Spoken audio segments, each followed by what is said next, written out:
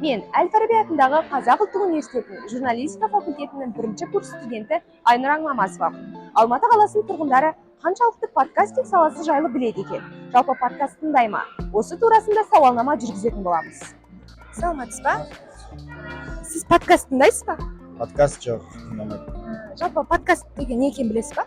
Подкаст деген не емес пе? Түрлі мықты адамдардың мотивациялары деген сияқты.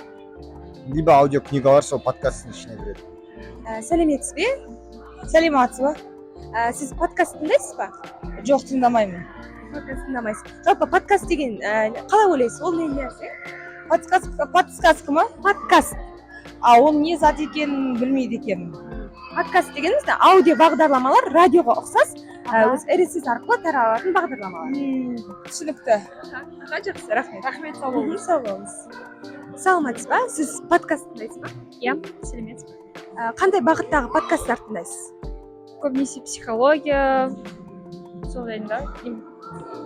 Где богатые люди говорят, как стать успешными, богатыми, уверенными. Қазақша подкасттар тыңдайсыз ба? Қазақша көп тыңдамаймын.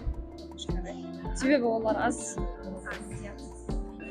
Сіз подкаст тыңдайсыз ба? Жоқ, тыңдамайды екенмін. Қалай ойлайсыз, подкаст деген не? Білмейді екенмін. Саламатсыз ба? Сіз подкаст тыңдайсыз ба? Жоқ, Жалпы подкаст деген не екенін білесіз ба? білмеймін. Подкаст деген аудио бағдарламалар RSS бойынша таралады. Сіз подкаст тыңдайсыз ба? Иә, тыңдаймын, бірақ көп емес, жақын арада бастадым тыңдап. Мысалы, қандай подкастерлерді тыңдайсыздар?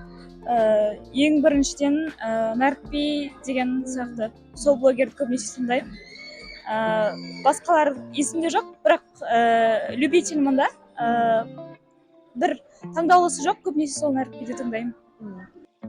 Сауалнаманы қорытындылайтын болсақ, подкасты көбі тыңдамайды екен, тіпті білмейтіндер де бар. Бірақ жастар арасында подкастқа қызығушылықтың бар екендігін байқадым.